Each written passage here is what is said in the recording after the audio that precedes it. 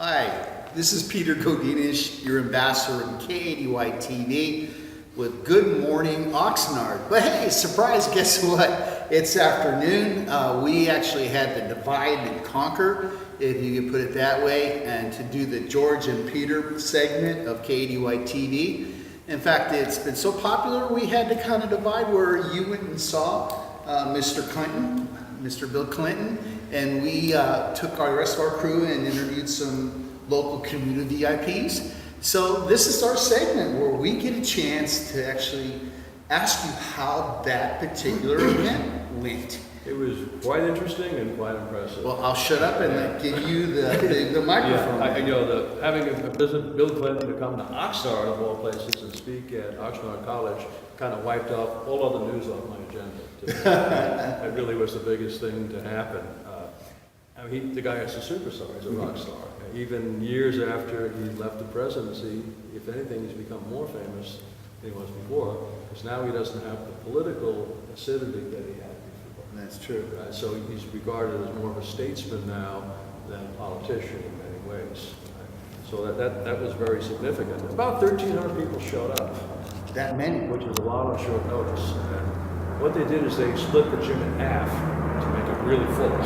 So there were people on the floor, so it looked like an overflowing crowd. Very enthusiastic crowd, mostly a fairly young crowd also.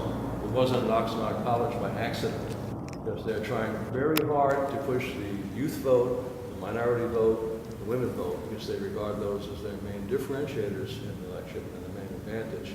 Now, the reason they're here is very significant. They didn't just come to Oxnard by accident. And if they were going to send in heavy artillery, they could not pick heavier artillery than Bill Clinton. Oh, wow. There's a reason I think it was Bill Clinton and not Barack Obama. And the reason is that this is a more moderate district. Clinton sells a lot better, and Obama was considered a little bit more partisan and more acceptable to the crowd. So they could not have picked a better guy to come here. Now, why did they come here at all? Well, it turns out that the 26th Congressional District, which is now occupied by Julia Brownley, is one of the hottest races in the entire country. Did not know that. It is. There's only 2 or 3 like this where it can go either way right now. And the Democrats are trying to give that little push that will make the difference in the next week before Election Day. So this strategy was actually very nicely summed up to me by Mayor Tim Flynn, Oxnard Mayor Tim Flynn. He saw me across the way and couldn't get to me because of the crowd. And as soon as I got out of the thing, I see my phone's got a message on it. It's Tim, so I call him up. And Tim is a political science junkie. He's a major politics junkie. And we talk a lot. And he said, "What'd you think?" And he wanted to know my viewpoint, because we're a little bit different politically. Well, you've become quite the political figure in this well, community, so you just got to get used to that. Tim is the rock superstar. Well, very humbling to ask, but keep on He going. definitely is. But yeah, he wanted to know what I thought, and I said, well, I think first of all that Bill Clinton proved that he is the premier political living speaker in America. There's no doubt about it, right? And some people would say Reagan's better. I think Clinton's actually a better speaker, although I like Reagan's content better. but they're both, in that league. But the interesting thing, when he speaks, he does it so effortlessly. I'm so jealous. I mean, he has an economy of phrase while at the same time delivering flourishes. I don't know how you can do that at the same time. I mean, he does not sound stilted at all. His words are not cluttered at all. He gets the message across very clearly, and his body language is superb. Just enough aggressiveness to get the point off, but without threatening people. I mean, he's a master. People should watch him and learn how he speaks. It was a long time to get to Bill, because we got there, we were there at 9 o'clock when we were supposed to start. By the time we actually got in the auditorium and got assembled, it's like 9:30. By the time someone comes on the stage, starts talking, we had to listen to about a half a dozen warm-up acts first, including the president of the college. And one thing that occurred to me at the time is how appropriate is it for a president of the college to come in and stage a partisan event like this? I don't think it's appropriate at all. Just my opinion. I'm not even sure it's legal. But it did happen there. And it was obvious that the educational people there they were very partial toward what was happening in the group. There are some of the people, I couldn't remember all the names, I had to make a list. The college president is Richard Durant. Right. And basically he kicked off the festivities, and they introduced a whole host of different guests that came, mainly to show the solidarity of the party and that they were supporting the election. And it mainly seemed to be focused on Julia Brownley and to a lesser extent Jackie Irvin, who's running for the 44th District State Assembly seat, which is now occupied Jeff Gorell. To make matters more complicated, Jeff Gorell is now running against Julia because he wants to get promoted to Congress. So, Interesting, interesting. now, it's interesting, they hardly ever mentioned his name. They would talk about the opponent, and they really demonized the opponent. You think that was strategic? Oh, I see a lot of strategy. What you're trying to do is, this is just like a football pep rally, only it's on steroids. I mean, you have the world's best football coach running this thing. Yeah. And he's there, and each person that went up the food chain is explaining, their position. And they had a tremendous unity in positions. They pushed several different positions. And what Julia's pet issue is really is women. And what they've done is they've created a straw man war on women, which they claim is being waged by the Republicans. Now, Jeff Gorell is about the furthest thing from a woman hater I've ever met in my life. It's true with our interview that we had. They managed to describe him as a conservative, Tea Partier. Jeff Gorell, I mean, Tea Party is one thing, he's a Tea Partier, trust me on this. But that's how they have to demonize the opponent. They have to get the base riled up to go out there and fight. And they did. What they did is they first gathered them, they informed them, they motivated them, and then they mobilized them. And Tim Flynn described it very well. He says, all those students will now go out, and they will make calls, they will walk precincts, they will talk to their friends, they'll talk to their parents, they'll talk to their families, and ask each one in turn to talk to their family, and do that as a major surge in the next week before the election. So it's no different. Both parties can do this, but they're very good at doing that. And seeing that in action is very interesting. Well, in my opportunity to collaborate with you, George, the opinions are one thing, but seeing just the strategies it's very well done. is to me is just most fascinating, and how it's being said. And again, going back to Mr. Clinton, who as a person I admire, and I think, in my opinion, what he's been through in his life has made him probably the most effective man. You're seeing somebody who's been to ground zero in front of the public. Oh, yeah. And some of that strength is coming out because of the experiences. Well, one very notable thing about Clinton is he was forced to work with the Republican Congress. He had still gotten a lot of his agenda done, but had a compromise, but compromised in a way that was a win-win for everyone. Exactly. And we haven't had a president like that since, unfortunately. Yeah, it's amazing. Your point is that, is a president more of a celebrity while he or she is going to be in office or afterwards. And obviously, the after effect with, the books they write afterwards. But tell us more about the event in terms of what Bill Clinton talked about. Did he use much Bill humor, Clinton or very faithfully reproduced all the talking points of all the previous ones. War on women, minimum wage, healthcare. It's interesting, they mentioned healthcare. I never heard the term once, Obamacare. I never heard ACA. The reason is it's become toxic to a large percentage of the population. So what they did do is they mentioned the items where there's fairly good bipartisan agreement. For example, they kept on stressing that they brought in pre-existing condition coverage, which is a very important thing. But it's interesting, the competing bill for Obamacare in 2008, H.R. 3200, also had pre-existing coverage. Yet it was portrayed as the Republicans had no ideas and Obamacare did.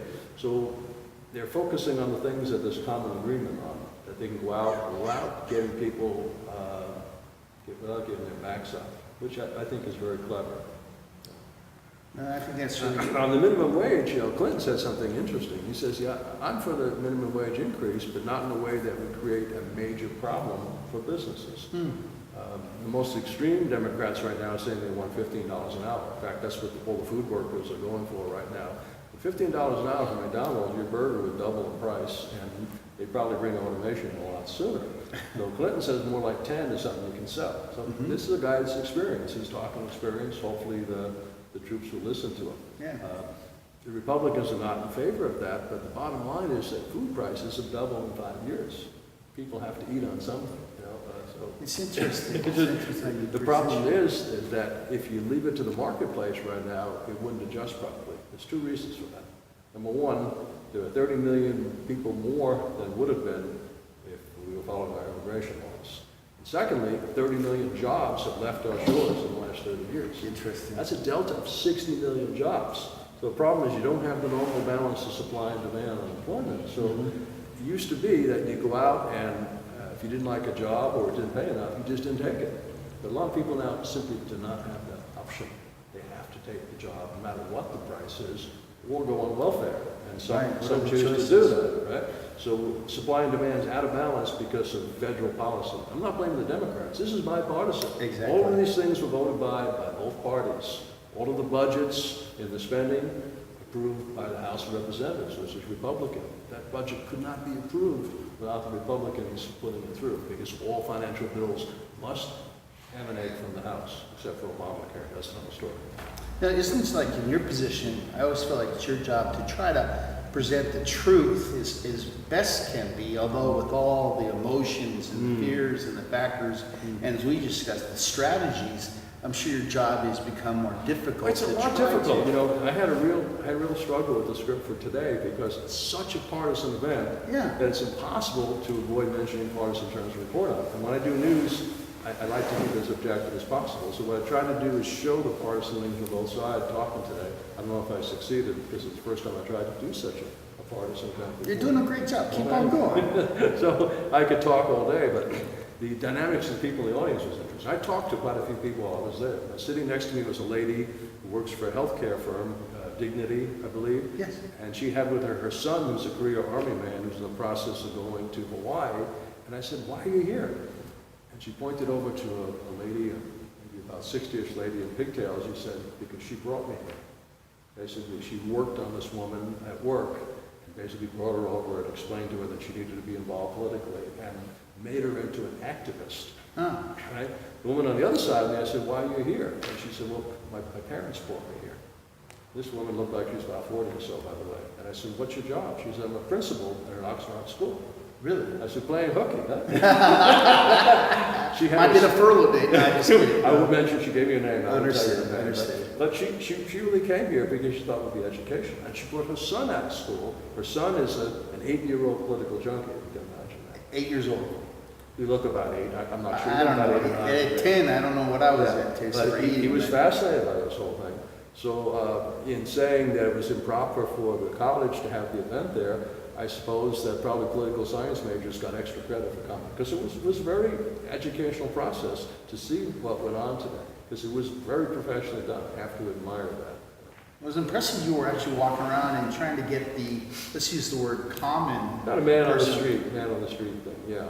Well, they're women too, so we say person of the street. Well, is yeah, key. I don't know, it's a figure of speech, but you know, people were there for all different reasons. But a lot of the people there are like precinct walkers, and they're telephone callers, and people that work on the campaigns, and then you have people who are involved in the party as well. They're mainly people that were actually there because they're helping the campaign. That was the target audience from what I could see. Do you think the fact that let's say a celebrity like Bill Clinton increased the population? Absolutely. You know, if this was another Julia Brownley rally, they'd get maybe a couple hundred people.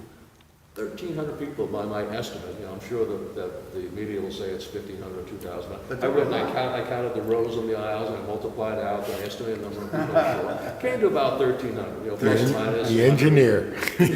That's amazing. How many molecules are in the air right now? It's brilliant. You know, I kind of asked things pop in my head, but you were talking about the different styles, like between Ronald Reagan and Bill Clinton, and you know, there's always clips of Ronald Reagan making very humorous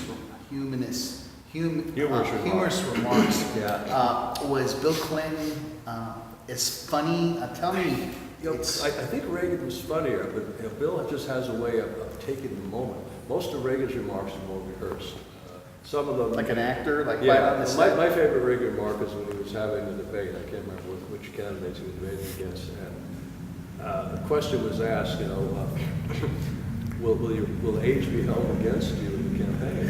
And Reagan says, "I won't hold my opponent's youthfulness and experience." He just beautiful. came up with it like that. And it was so good. I really appreciate you connecting the fact that the strategy, the campaigning, is what we do in terms of you know, trying to present the truth. And you know, when even I look at, you say the president made an appearance, I'm sure he made it because, hey, it was exposure for the college.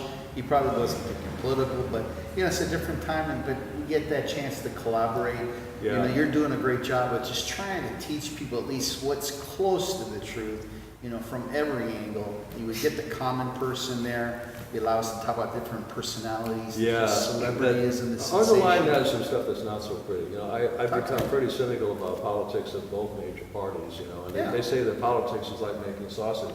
If you saw it done, you wouldn't want to eat it. And I was heavily involved in politics for years. I've kind of backed out of politics in the last couple of years because I was just disgusted by what was happening and realized that I worked hard and I still didn't get the kind of representation I wanted even after that. And, you know, the system is not perfect. I guess it's better than a dictatorship, though, and it's better than anarchy. So I think it was Winston Churchill said the only thing worse than democracy is all other systems or something like that. No, I thank you for putting up with a lot of the way we describe ourselves, but, you know, we really are keeping people, politics accountable to what the truth is. You know, both you and I really understand left, right, in between, the good, the bad, the ugly. And we're trying to present it and letting people, you know, you make the decision, but get out and take some action. Well, you know, I have to say I'm getting a little bit cynical about that because Okay. politics is so packaged, Uh-huh. people are not really being held accountable. You know, the bottom line is that what people are doing versus what they say they're doing, the public perception of, Right. very, very different. I'm not picking on any one party. No. It's both major parties and even some third parties as well. The media packages things, politicians package things. Most people simply don't have the time or the motivation to research what these people are actually doing in their name. Right. And that's very well stated. It really is true. I know there were other things that happened in the world. I know we were covering a lot of them. See, there are even cell phones coming in. Live This TV. This is a good way to say, you know, thank you very much, George. Just when I think it can get no better, it does. And I wonder what's going to happen next week. We'll see you next week. Yeah. See you next week. So once again, thank you, George. This is Peter Godinez with actually good afternoon or almost early evening, Oxnard. Till next time.